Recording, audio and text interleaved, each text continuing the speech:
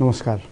आदरणीय बुवा आमा, दिदीबहिनी तथा दाजुभाइहरू, म आज एक अत्यन्त संवेदनशील घडीमा तपाईहरू सामु उपस्थित भएको छु। केही दिन अघि सुनसरीको देवानगञ्ज, सिराहा लगायतका स्थानमा भएको दुःखद घटना र त्यसपछि केही जिल्लाहरूमा उत्पन्न अशान्त वातावरणलाई लिएर नेपाल सरकार पूर्ण रूपमा गम्भीर र संवेदनशील छ। यस दुःखद घटनामा परि निधन हुनुभएका हाम्रा नागरिकहरू जयप्रकाश मेहता, ओम प्रकाश मेहता र गणेश यादवप्रति म भावपूर्ण श्रद्धाञ्जली अर्पण गर्दछु। साथै शोक सन्तप्त परिवारजनहरूमा नेपाल सरकारका तर्फबाट गहिरो संवेदना व्यक्त गर्दछु। घटनामा परि घाइते हुनुभएका सम्पूर्ण नागरिकहरूको शीघ्र स्वास्थ्य लाभको कामना गर्दछु। घाइतेहरूको उपचारमा कुनै पनि प्रकारको कमी वा ढिलाइ हुन नदिन सम्बन्धित स्वास्थ्य निकायहरूलाई स्पष्ट निर्देशन दिइसकिएको छ। घटना भए लगत्तै सबै सुरक्षा निकायहरूले तत्काल घटनास्थलमा पुगेर परिस्थितिलाई सामान्य बनाउने, थप अप्रिय घटना हुन नदिने र शान्ति सुरक्षा कायम गर्ने प्रयास निरन्तर गरिरहेका छन्। घटनाको निष्पक्ष छानबिन गरी दोषीलाई कडा कानुनी कारबाही गर्न गृह मन्त्रालयले छानबिन समिति गठन गरिसकेको छ। म सबैमा विश्वास दिलाउन चाहन्छु कि यो छानबिन पूर्ण रूपमा निष्पक्ष र पारदर्शी हुनेछ।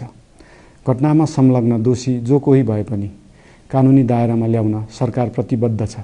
अवस्था थप नबिग्रियोस्, कुनै पनि नागरिकको जनधनको क्षति हुन नपाओस् र स्थानीय स्तरमा विश्वासको वातावरण बनोस् भन्नका लागि नेपाल सरकार निरन्तर क्रियाशील छ। परिस्थिति सामान्यीकरण गर्न केन्द्र स्तरमा सर्वदलीय बैठक आह्वान गरी गहन छलफल गरिएको छ। स्थानीय तहसम्मै जनप्रतिनिधि, नागरिक समाज, विभिन्न धार्मिक गुरुहरू, समुदायका अगुवा तथा सामाजिक व्यक्तित्वहरूसँग निरन्तर संवाद भइरहेको छ। स्थानीय स्थितिको प्रत्यक्ष अनुगमन गर्न, पीडित पक्षसँग संवाद गर्न र शान्ति सुरक्षालाई थप सुदृढ बनाउन गृहमन्त्री स्वयं सो स्थानमा पुगिसक्नु भएको छ। साथै देशको समग्र शान्ति सुरक्षाको अवस्थाबारे गम्भीर समीक्षा गर्न राष्ट्रिय सुरक्षा परिषदको बैठक बसी परिस्थिति अनुसारका आवश्यक निर्णयहरू समेत गरिसकिएको छ। यस्तो संवेदनशील घडीमा सामाजिक सञ्जाल वा अन्य माध्यमबाट असत्य, अपुष्ट सूचना, अफवाह, घृणा फैलाउने सामग्री वा समुदायबीच वैमनस्य बढाउने अभिव्यक्ति प्रचार प्रसार नगराउन अनुरोध गर्दछु। साथै सरकारी निकायहरूबाट जारी भएका आधिकारिक तथ्य र सूचना मात्र विश्वास गर्न विशेष आग्रह गर्दछु।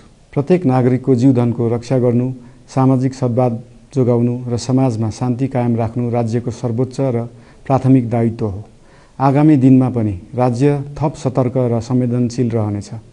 प्रत्येक नागरिकको जीवन सुरक्षाका लागि सरकारका सम्पूर्ण संयन्त्रहरू अहोरात्र खटिनेछन्।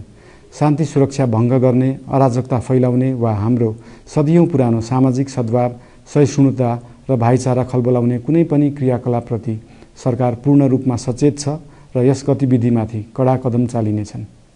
नेपालको संविधानले प्रत्येक नागरिकलाई आआफ्नो धर्म, संस्कृति र परम्परा मान्ने मौलिक हक प्रदान गरेको छ। यो संवैधानिक दायित्व निर्वाह गर्न सरकार पूर्ण रूपमा प्रतिबद्ध छ।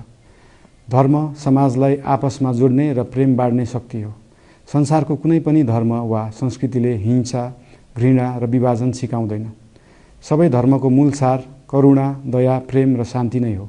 देशको कुनै एक स्थानमा भएको अनपेक्षित र दुःखद घटनालाई लिएर कुनै सिङ्गो समुदायलाई आरोपित गर्नु र देशका अन्य भूभागमा समेत त्यसको प्रतिशोधको आगो फैलाउनु कुनै पनि दृष्टिकोणबाट न्यायोचित वा न्यायसङ्गत हुन सक्दैन। आदरणीय बुवा आमा, दिदीबहिनी तथा दाजुभाइहरू, हाम्रो इतिहास साक्षी छ कठिनभन्दा कठिन र अप्ठ्यारो परिस्थितिमा पनि आपसी एकता, सहिष्णुता र विवेक नै हाम्रो सबैभन्दा ठूलो शक्ति बनेका छन्। हामी सबैले जिम्मेवार नागरिकको भूमिका निर्वाह गर्दै यो सुन्दर र शान्त नेपाली आकाशमा मडारिएको अशान्तिको बादल हटाउनु पर्नेछ।